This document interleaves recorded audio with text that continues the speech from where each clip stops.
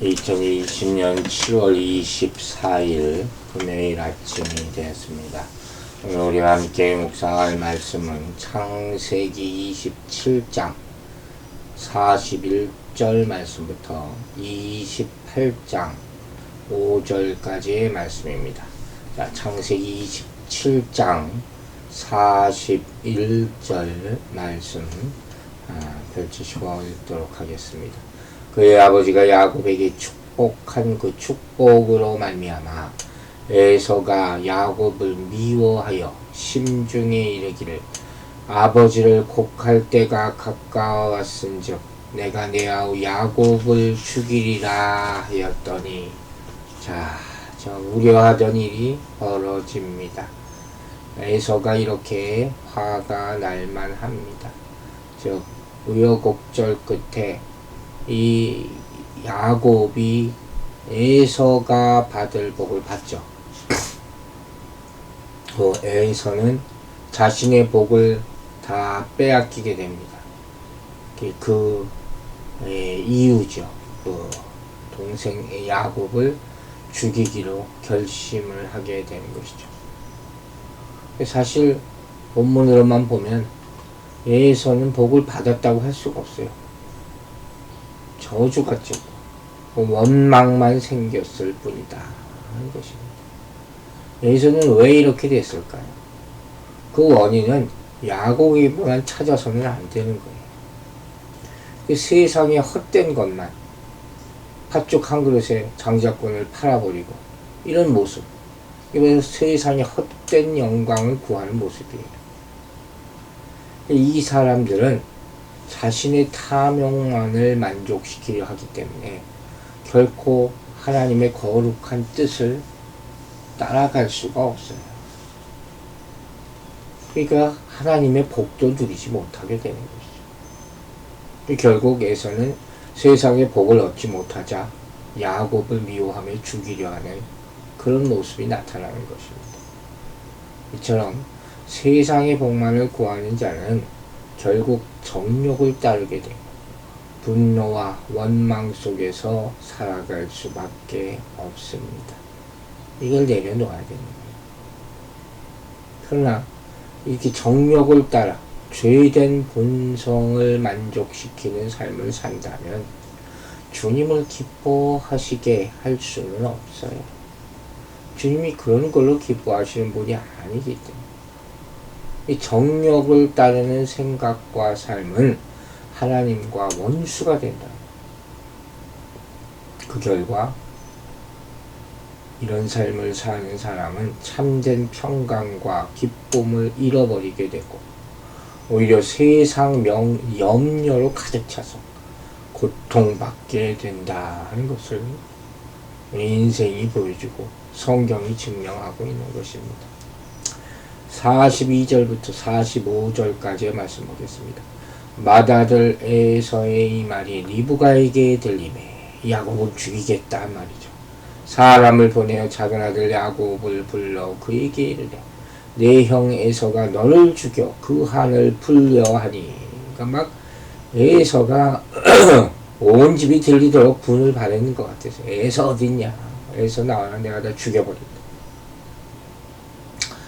그 다음 봅시다. 내 아들아, 내 말을 따라 일어나 하란으로 가서 내 오라버니 라반에게로 피신하여 내 형의 노가 풀리기까지 몇 날 동안 그와 함께 거주하라.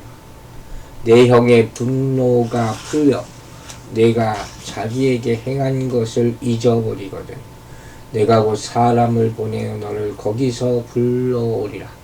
어찌 하루에 너희 둘을 이르라. 자, 이제 이 리브가가 걱정이 확 생기죠. 잘못하면 형제간에 고육상장 비극이 생기겠다. 자식들 다 죽이게 생겼다. 그런 생각이 드는 거죠. 그래서 야곱을 보호하기 위해서 자신의 고향으로 삼촌 라반에게 보내겠다는 생각을 하게 되는 것이죠. 리브가가 이걸 원하지 않았겠죠. 그 사랑하는 아들을 왜 떠나보내려고 했겠습니까? 그러나 이 결국 남편을 속인, 자식을 속인 것으로 인해서 큰아들 분노에 사로잡히게 만들었고 사랑하는 작은 아들 야곱을 멀리 떠나보내야 하는 그런 결과를 가져오게 됩니다. 아마도 리브가는 시간이 좀 지나면 에서의 노가 풀리겠지 생각했을지도 몰라요. 그렇게 잠시 헤어질 것이라고 생각했던 것이 영원한 이별이 되고 맙니다. 그 이후로 보지 못하게 되는 거죠. 야곱이 20년 만에 돌아왔을 때 리브가는 이미 죽은 뒤였어요. 우리가 27절에서 이런 말을 봤죠. 야곱이 이삭을 속일 것을, 야곱에게 리브가가 이삭을 속일 것을 조명하면서 야곱이 걱정하니까, 두려워하니까 야곱이 받을 저주를 내가 대신 받겠다, 이렇게 얘기하잖아요. 이게 결과적으로 나타난 것이라고 볼 수도 있어요. 즉 어떠한 목적도 그 목적을 이루는 방법이 선하지 못하면 그 결과는 행복할 수가 없다는 거예요. 불행하게 된다는 것이죠. 46절 봅니다. 리브가가 이삭에게 이르되 내가 햇사람의 딸들로 말미암아 내 삶이 싫어졌거늘 야곱이 만일 이 땅의 딸들 곧 그들과 같은 햇사람의 딸들 중에서 아내를 맞이하면 내 삶이 내게 무슨 재미가 있으리까. 리브가가 또 꾀를 냅니다. 자, 요새 수요일 시간에도 가족 간 얘기를 하고 있지만 참 이 가족 간에 이런 일이 생긴다는 게 참 가슴 아픈 일이고 생각지도 못했던 문제들이 생기고 또 그것을 해결하기 위해서 좋은 방법을 찾는 것이 아니라 또 점점 그 꾀를 내서 그 순간순간을 모면하려고 하기 때문에 더 나쁜 모습과 결과를 가져온 것을 볼 수가 있습니다. 이제 리브가가 야곱을 떠나보내려고 에서한테 죽게 하면 안 되니까 또 구실을 하나 만들어요. 이 구실이 이렇게 나쁜 구실은 아닙니다. 바로 해쪽 속의 아내를 여자들을 아내로 맞을까 그걸 걱정해서 그런다 하는 구실을 만들어요. 그러니까 에서가 해쪽 속의 아내들과 결혼을 했잖아요. 이방인이죠. 그래서 그 삶이 싫어졌다 하는 표현을 한 적이 있어요. 그 야곱도 그렇게 될까봐 그러면 더 이상 우리가 무슨 재미로 사느냐, 우상 섬기게 되지 않느냐 하는 말이 담겨져 있죠. 그래서 이삭을 또 설득하는 거예요.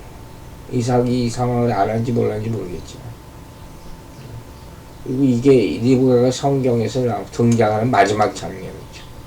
이 말을 끝으로 성경의 무대에서 사라지게 되고 이제 리브가도 거기서 장사되었다. 죽었다는 기록이 남았을 뿐이죠. 리브가의 행위는 그 신앙의 여인이었는지 모르겠지만 자식 문제로 인하여 하나님께 크게 혼나는 그리고 자기도 참 가슴 아파하다가 죽는 그런 모습을 우리가 볼 수가 있어요. 자, 28장 보겠습니다. 28장 1절과 2절입니다.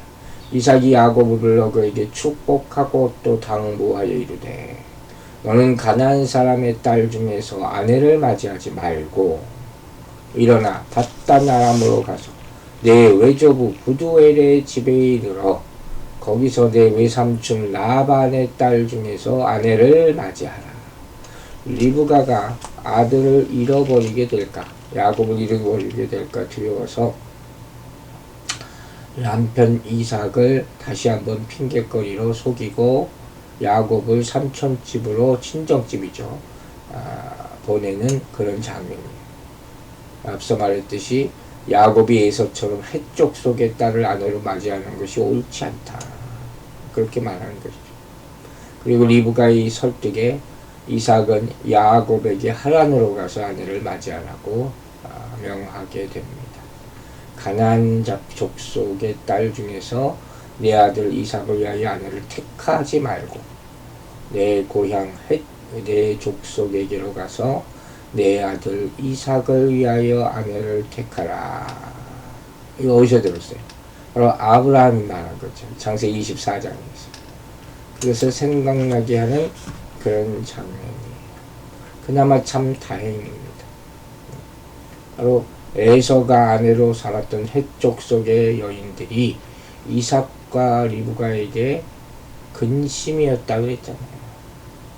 그래서 이렇게 명한 것을 볼 수 있습니다. 밧담 아람이라는 곳이 어딥니까?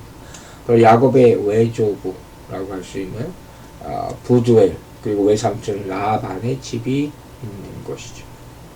이러한 사실들은, 이러한 배경, 야곱이 집을 떠나는 그런 상황 가운데서도 두려움과 걱정을 조금은 내려놓을 수 있는 그런 환경이 되는 것이죠. 아브라함 같이 갈 바를 말하고 떠는 것이 아니었습니다.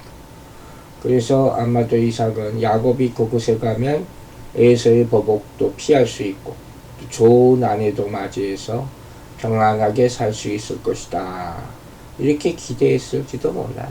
충분히 그 상황에서 다른 선택도 지금 없지 않습니까?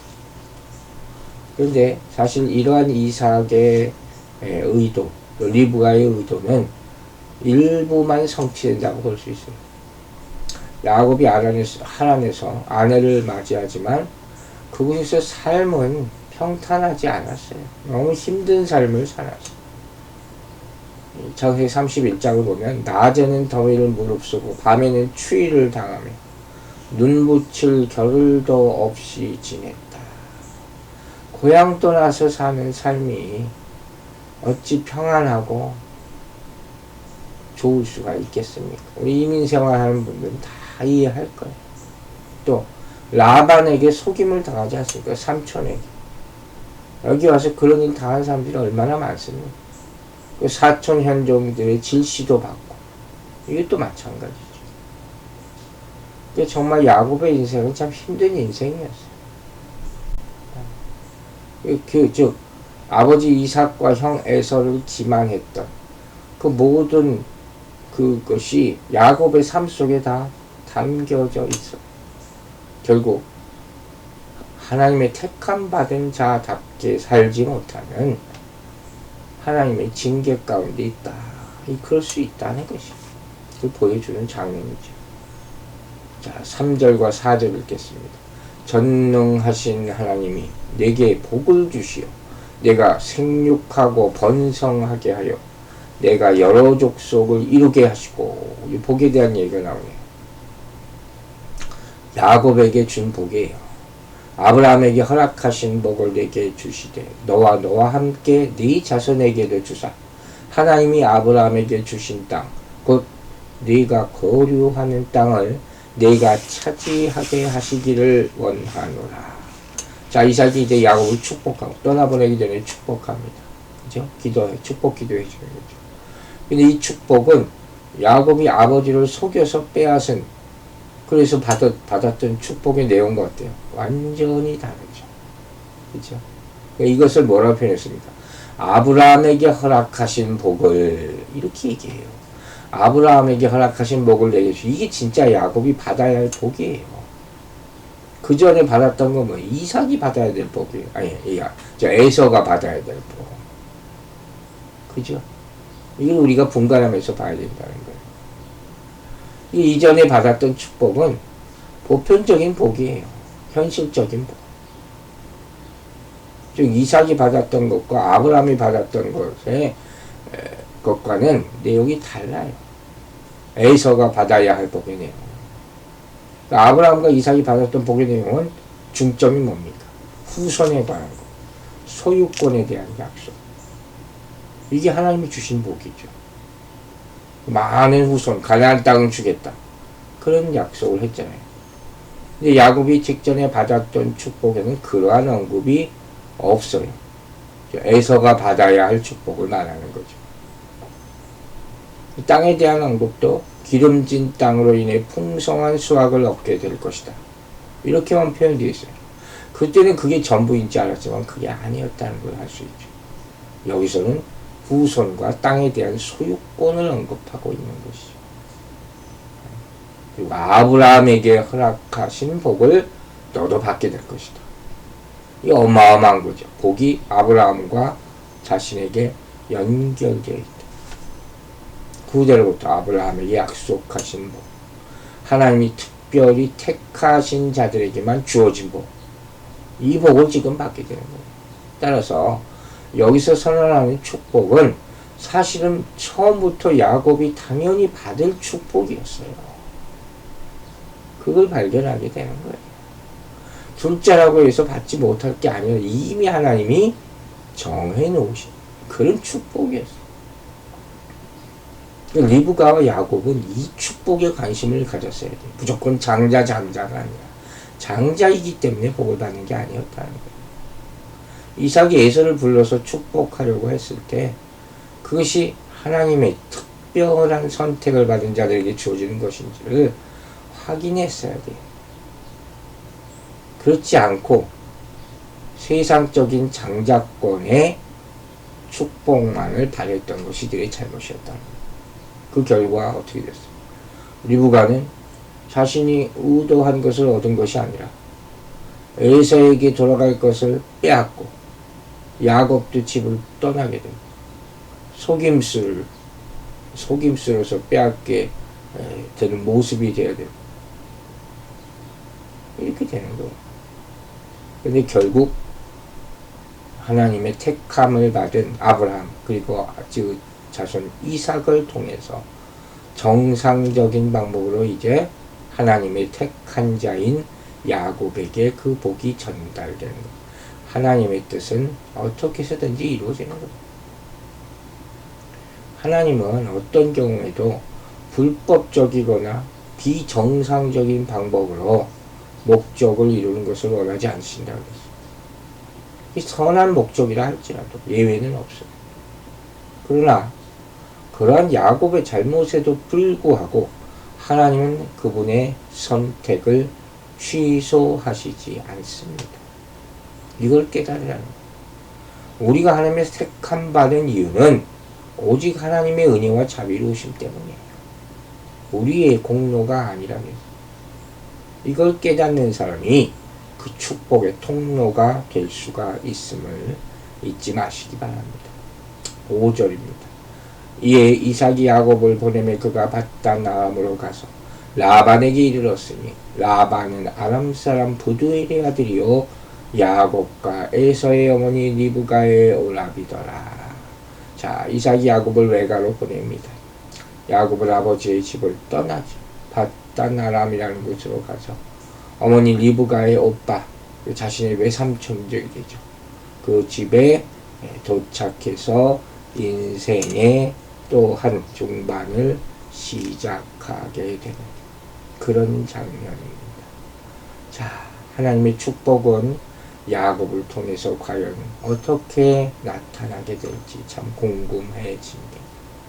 우리도 세상의 복보다 하나님의 복을 먼저 찾고 또 구하고 또 그 복을 다 받아 누리고 후손에게까지 전해주는 그런 통로가 될 수 있게 되기를 주의 이름으로 축원합니다.